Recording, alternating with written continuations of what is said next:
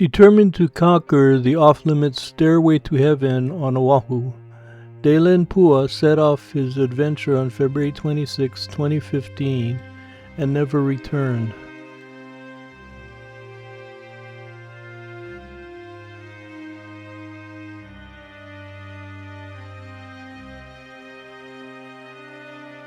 More than a decade ago, a teenager named Daylenn Pua went missing while on an adventurous hiking trip in Hawaii. He was just 18 years old when he went missing.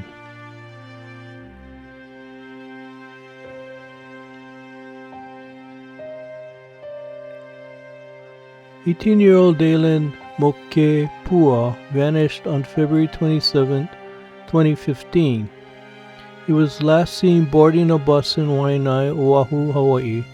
Visiting Oahu from the Big Island, he had confided in his grandmother about his plan to hike the Haiku Stairs, also known as the Stairway to Heaven, a perilous and off-limits trail.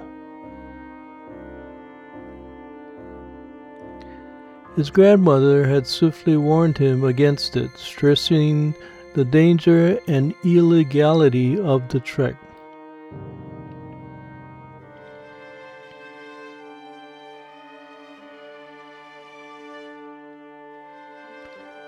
Despite her concerns, Moke set out on his hike and posted several photos on social media from his phone during the ascent.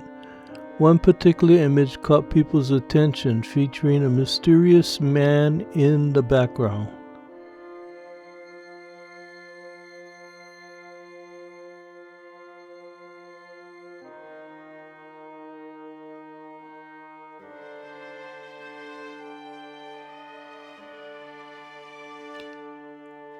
Moke never returned from the stairs. Did the mysterious man have something to do with his disappearance? Did Moke fall to his death on the treacherous steps, or did something more sinister occur that day?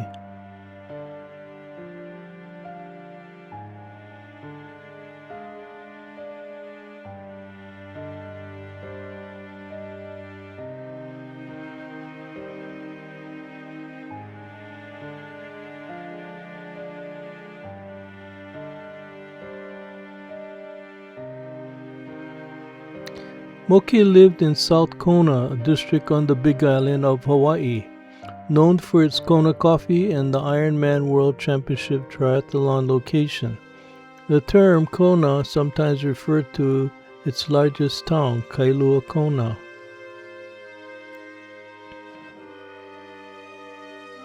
He was an aspiring pastry chef and hoped to attend culinary school after graduating.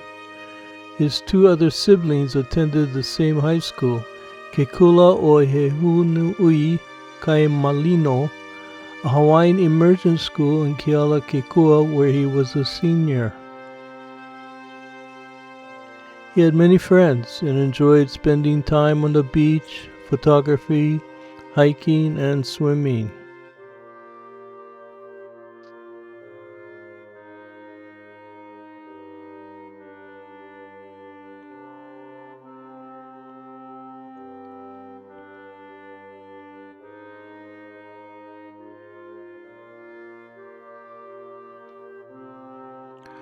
The search effort involved the Honolulu Fire Department, HFD, local volunteers, family, drone operators, and even the U.S. Navy.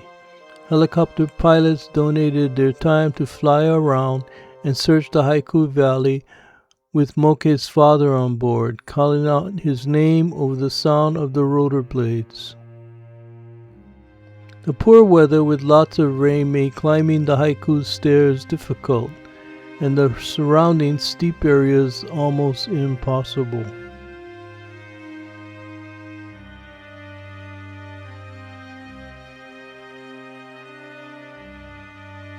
Some hikers reported hearing cries for help on the Monday following the disappearance, extending the fire department's search to Tuesday, March 3, 2015, when the official investigation was suspended at 4:44 p.m.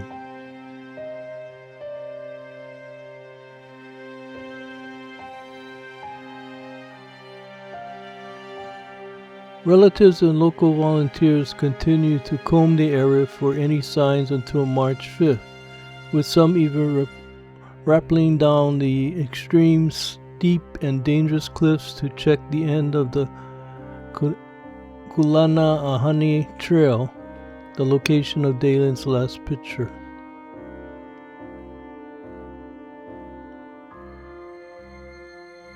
In a Reddit post from 2015, someone called Declandry said, "A lot of people have their information mixed up.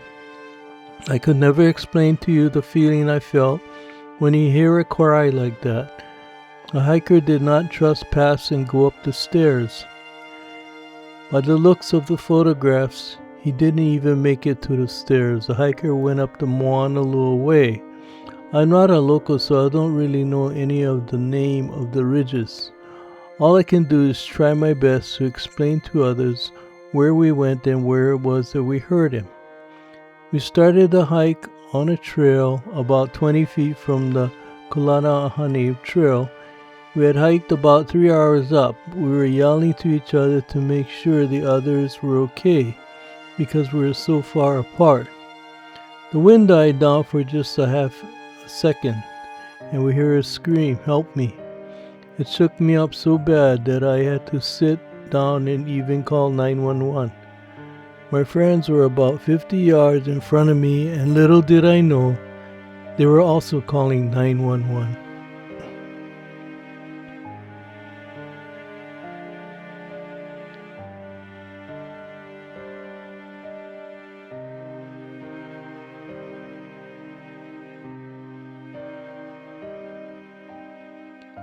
All 5 of us heard it at the same time.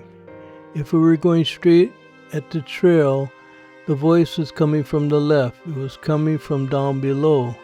It did not seem as if it was echoing, nor did it seem very far away.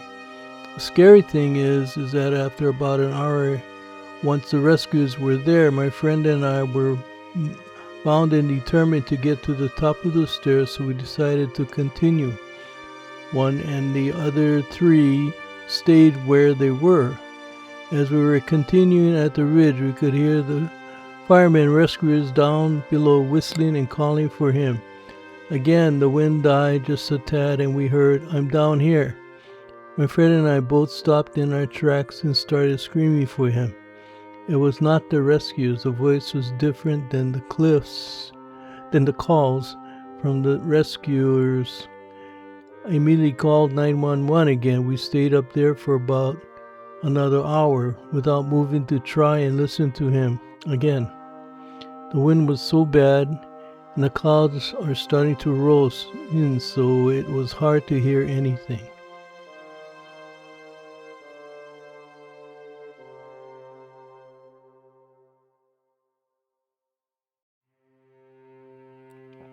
My friend and I that heard the last cry are heading up the ridge tomorrow the same way that we went Monday. It's hard to explain where the location was that we heard it, as well as where the voice was coming from, so in an effort to find him, we're going back tomorrow when I get off work at 7:30 a.m. But nothing was found. It was baffling for the authorities, friends, and volunteer searchers. The authorities concluded that Daylen had slipped and fallen to his death somewhere along the Stairway to Heaven path. Daylenn Pua remains missing to this day, and no trace of him has ever been found.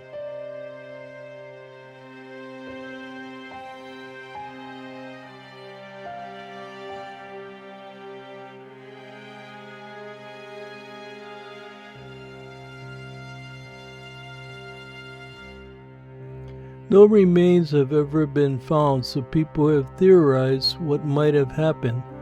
Heavy rains during the search hampered the use of tracker dogs or trackers who might have otherwise been able to follow his scent.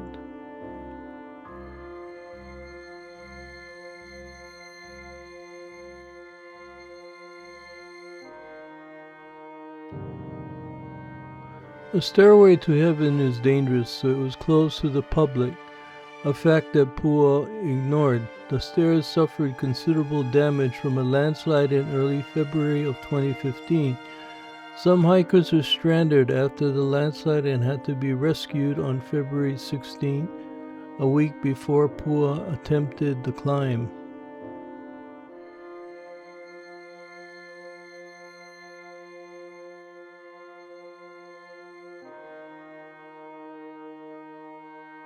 After the landslide, the steps were even more dangerous and unstable. With sheer drops on either side of the stairs, a slip could easily have been fatal. But strangely, a body has never been found despite vast amounts of searching in the years since Daylen vanished. Did a secondary landslide perhaps bury him?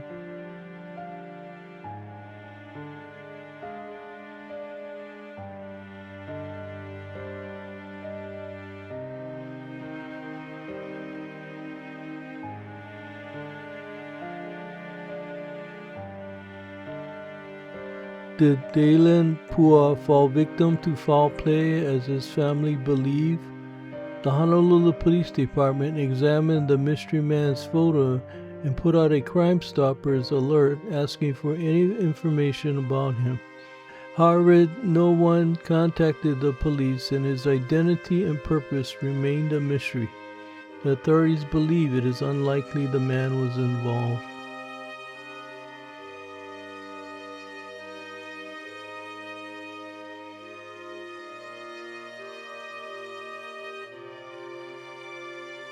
The stairs are currently closed and illegal to access.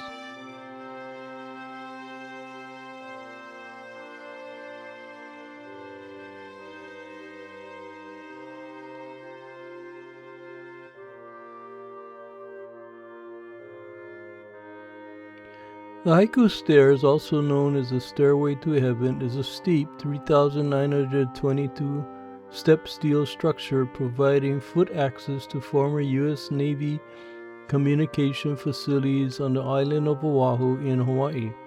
The pathway spans the Oahu's Ko'olau mountain range with views from the top to Kaneohe and Kaneohe Bay.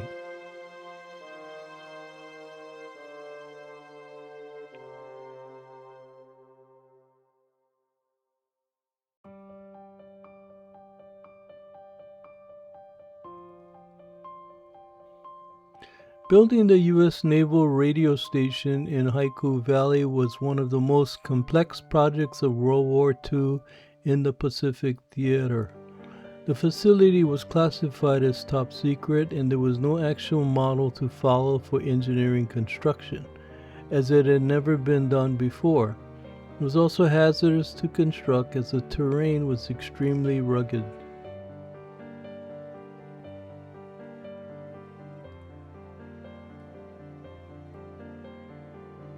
Groundbreaking design and construction of the Naval Radio Station is a testament to the courage and ingenuity of military and civilian personnel under the pressure of war. Once operational, the low-frequency radio system at Haiku could send messages to submarines as far away as Tokyo Harbor.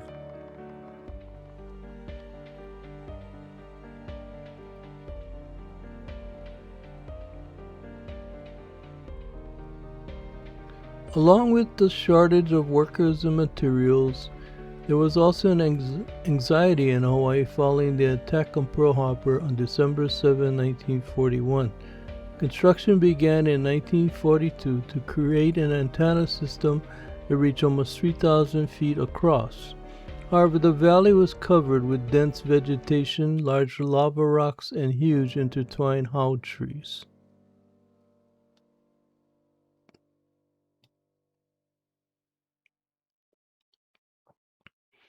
Beyond clearing the valley, the most significant problem facing the construction of the radio station was finding a way to send men to the top of the cliffs. The cliffs that semi-encircle the valley range between 1,800 and 2,850 feet in many places, rising almost vertically. To add to the difficulties, the dirt was often either crumbly lava or muddy and unstable from the high rainfall and fog.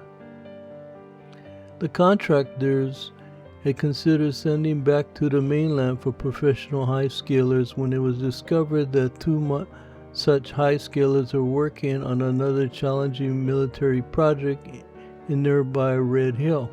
The two men, Bill Adams and Louis Otto, under the leadership of Rigger Ray Cotherman, were known for their fierce determination and courage in conquering the heights.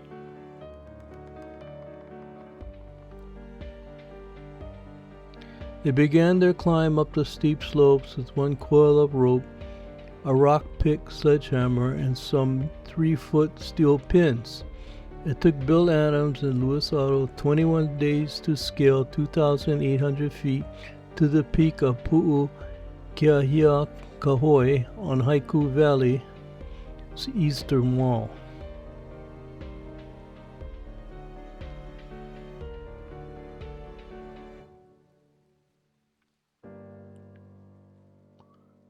Construction battalion forces later completed certain portions of the work, including installation of 600 kilowatt diesel standby generator in the bomb-proof transmitter building, installation of several poles on the transmitter building on the Pali summit, and installation of short length of underground cable.